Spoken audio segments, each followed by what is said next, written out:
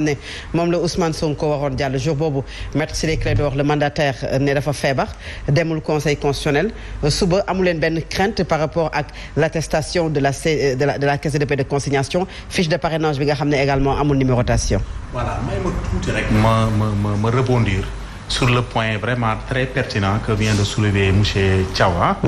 Thiam voilà c'est ça. bon en fait c'est-à-dire que mooy parrainage bi je pense que ñëpp wax nañ ko sax parce que parrainage bi. wax dëgg yàlla il faut que ñu def ci des réformes parce que il faut ñu xool d'abord lan mooy objectif bu parrainage bi. Parrainage bi l'objectif c'est de voir le candidat ou bien le candidat à la candidature est-il représentatif. c'est ça l'objectif c'est-à-dire que pour briguer le suffrage des Sénégalais il faut nga am loo tekki ci réew mi il faut nga am benn représentation boo teg ba nga xam ne vraiment représenté nga ko au niveau électoral et pour cela à mon avis je pense que am na des candidats yi nga xam ne wax dëgg yàlla ce parrainage là mën na leen ko dispenser micro bi mu jege s'il vous plaît. am na yoo xam ne man je trouve que c'est très pertinent yenn candidats yi par exemple un député par exemple. ou bien quelqu'un qui appartient à un parti politique qui a des représentants au niveau de l'Assemblée nationale ou bien quelqu'un qui a des élus au niveau des collectivités locales kooku wax dëgg yàlla soo fekkee dañuy wax représentatif rek. gisuma ku ko gën a représentatif à mon avis. man parrainage bi man je pense que on devait axer ça principalement peut-être sur les candidats indépendants et pour avoir ce filtre là je pense qu'il y a un filtre à mon avis un filtre financier pour man avant ñu lay jox le fichier électoral man je dis même tu dois déposer ta caution c'est ça parce que loolu c'est le meilleur filtre à mon avis soo ñëwee tey da nga bëgg a nekk candidat nan la jox le fichier nan la jox benn fiche de parrainage mais tu déposes ta caution soo demee amoo parrainage on te prélève sur le montant du parrainage on te prend les deux tiers ou bien les trois quarts de ce montant là wala ñu jël montant bi yëpp donc mais bu boobaa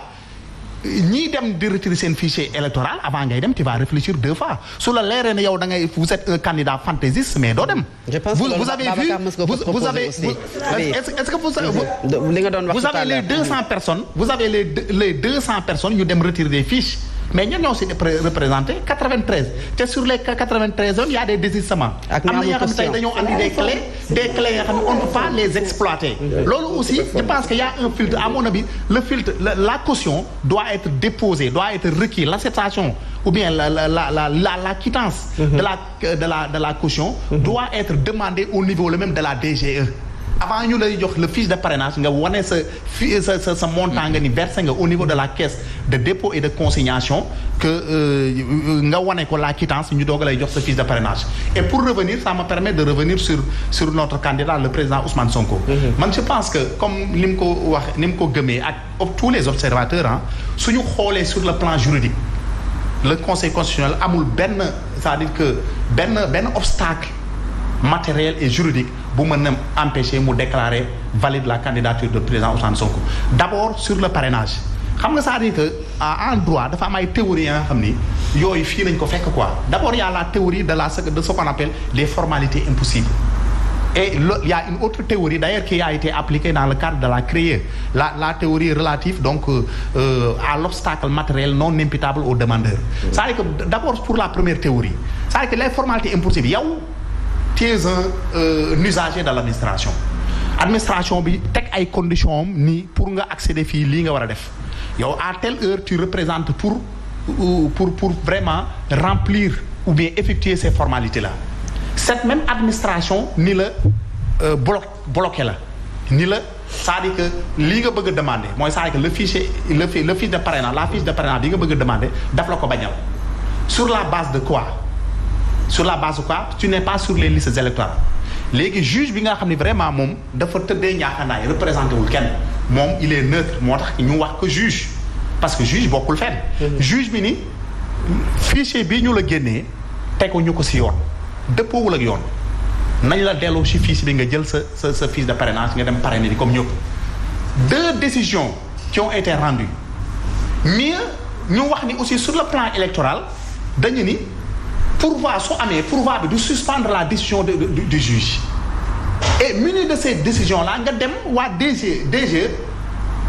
je ne sais pas en toute indépendance ou bien je ne sais pas de façon délibérée mu refuser la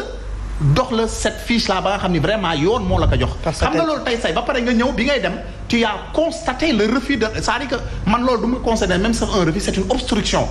xam nga soo déggee ñu ni football par exemple dans le match de football parfois joueur dina benn coup franc ba xam dañu ko comme obstruction c'est-à-dire que joueur di daw di contrôler bal bi yow ñëwoo marqué ko sax mais da nga ñëw plonger ci kam wala nga ñëw ba marqué mu daanoog yooyu quoi loolu obstruction dañ koy considérer donc dañuy jàpp ni DGE li mu def obstruction la en réalité dafa fekk loi tëral justice andi dogalam mu ni moom du appliquer da ngay jël te tegu ko fenn la nga xam ni mën nañ ko baser ci yoon xam nga loolu soo amee argument boobu et puis nga amaat beneen argument mooy l'argument de l'obstacle matériel. mais est-ce que argument yi doy na on demande des pièces c'est-à-dire. voilà les 9 pièces. non pièces yooyu xam nga bu dee 9 pièces yooyu présenté woo ko est-ce que argument yi rek mën na doy pour que le conseil constitutionnel valide la candidature. parrainage bi moom laa la expliqué ne parrainage amul benn problème parrainage bi ce qu'on demande ñun sur les parrainages on a parrainé avec les députés est-ce que vous comprenez on a parrainé avec les députés mais. pour la voilà da ngeen def seen numérotation. voilà bien sûr pour la fiche de parrainage. loolu wax dëgg yàlla ñun li ma doon expliquer léegi rek moom laa lay waxaat ñun on a respecté toutes les formalités donc administration moom nga xam ni c'est une entité de l'État administration bi ci entité état bi la bokk. administration boobu nga xam ni moom yoon ni mu tegoo suñu kaw tegoo ko sagoo noonu la tegoo ci kawam donc on est dans un état de droit toutes les institutions y compris même les personnes aussi physiques et bien les personnes morales sont soumises au droit donc administration bi su jalgatee yoon. empêché la yow sa ak sa yelleef nga am ko mais le conseil constitutionnel su constaté loolu xam ne ni obstruction bi administration def DG tegu ko fenn bu boobaa fiche de parrainage bi dootul nekk un obstacle donc ce parrainage y a aucun obstacle vraiment pour ñu valider tes parrainages su ñu ñëwee sur la caisse de dépôt et de consignation. ñun on a déposé notre consignation. te soo déposé sa consignation. mais vous n'avez pas amu leen yoru leen attestation. non attestation yoolu ay wax la c'est pas prévu par le texte. y a aucun texte qui dit attestation. parce que en réalité fii caisse de dépôt et de consignation xam nga lan nga fay jëlee quittance nga fay jëlee. man yàgg naa déposer ay consignation soo defee procédure de citation directe contre une personne ou bien contre un groupe de personnes soo defee citation directe. soo demee caisse de dépôt et de consignation nga déposer dans un montant de 50 000 francs mais quittance la lay jox quittance boobu moom ngay déposer au juge wane ne yow sa consignation bi nga déposer à la caisse de dépôt déposer nga ko à la caisse de dépôt et de consignation. C'est sur la base de cette quittance là nañuy valider sa procédure wala donc c'est par la d'attestation alors que vraiment la quittance nous a été donnée. ñoom kay dañoo bëgg benn moment xam nga rattrapé wu. te fekk vraiment bëy way na mbuus mais ñun ce que la loi nous exige mooy la quittance et la quittance nous l'avons notre argent est entre les mains de la caisse de dépôt et de consignation wax nañu dégg naa ils ont sorti un communiqué pour dire que ñëw leen jëli seen xaalis mais la balle est déjà partie est-ce que vous comprenez donc sur ce plan là man je pense que amuñu ci benn lenn lu ñuy jaaxle. lenn peut-être si nañu nekk on est toujours dans le cadre des procédures il y a deux procédures d'abord il y a l'affaire de la corruption de jeunesse qui est toujours en cours mais il y a aussi l'affaire contre Mame Mbaye Niang qui est toujours en cours. je pense que le juge avait donné 22 heures la ñu waxoon. effectivement c'est ça donc sur ces deux procédures là ma yeggale donc je pense que à part ces deux éléments là mooy les deux procédures là man je pense que gisuma lenn tey lu mën a ñëw gàkkal la candidature du président Ousmane Sonko te man j'ai le ferme espoir que inchallah sur les deux procédures que nous avons ñun amuñ ci benn crainte am nañu gëm nañu am nañu yàqee ni inchallah on va gagner sur ces deux procédures là te inchallah comme ni mu ko waxee au début de mes propos que juridiquement wax dëgg yàlla amul benn obstacle ba nga xam ne moom mooy dressé wu pour la candidature du président Ousmane Sonko et pour cela le conseil constitutionnel à mon avis wax dëgg yàlla c'est des sages comme on les dit entre guillemets est-ce que vous comprenez am nañu yaakaar ne inchallah ils vont dire le droit te s'ils disent le droit inchallah la candidature du président Ousmane Sonko va passer et ensuite actuellement ma terminer pour la candidature de Bassirou Diomaye Faye aussi il faut dire que sur les parrainages man je pense que on a largement la latitude de régler ces doublons là c'est des doublons externes ngeen régulariser ko ñu régulariser ko et inchallah te ça va être régularisé bon pour cela cette candidature aussi ça va passer comme les autres candidats que nous avons portés aussi inchallah et suñu demee ba ci càppaandaw ga je pense que Pastef certains disent ex-Pastef man Pastef laay wax. dina jël ses dispositions pour former une coalition bu dëgër dem demander le suffrage des Sénégalais. C'est difficile de débattre avec les politiques. duñ la may je passe à l'autre Babacar boog Babacar la bëgg je passe à l'autre Babacar waaw moom sax xam na ko parce que avant waaw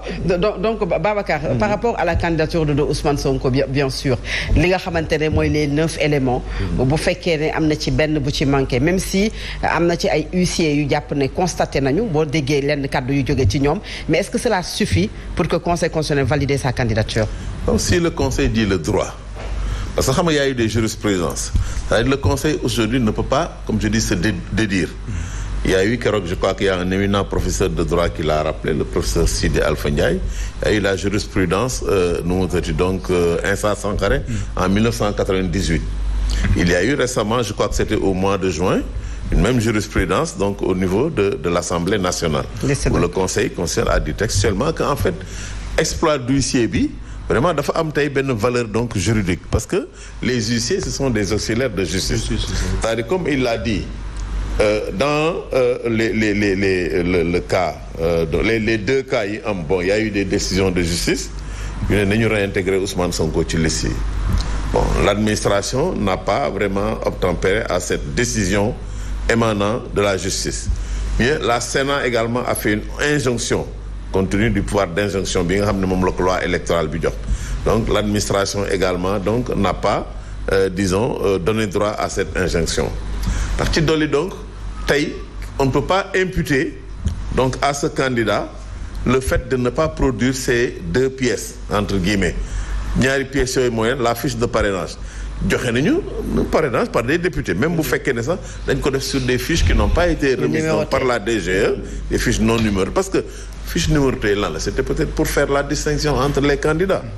mais moom dem nañu dañ ko jox fiche mu jël fiche am élaboré ko dans les mêmes formes que li ko DGE defee donc def ci ay parrainage député et avec un exploit d'huissier donc qui montre que effectivement on ne peut pas lui imputer donc cette absence de fiche DGE. Au niveau également donc de la caisse de dépôt et de consignation pareil je crois que ils ont remis le chèque et il y a eu une quittance li manqué mooy l'attestation qui vient confirmer la quittance loolu li tax ñu koy def boo ñëwee nga déposer parce que chèque de banque lañ la boo ko déposer c'est pour donner à la CDC 48 heures pour ñu mën a def les vérifications pour voir si l'argent effectivement donc est dans le compte donc après ñuy defal la une attestation qui vient confirmer la quittance loolu moo ci manqué et loolu également le refus de donner l'attestation a été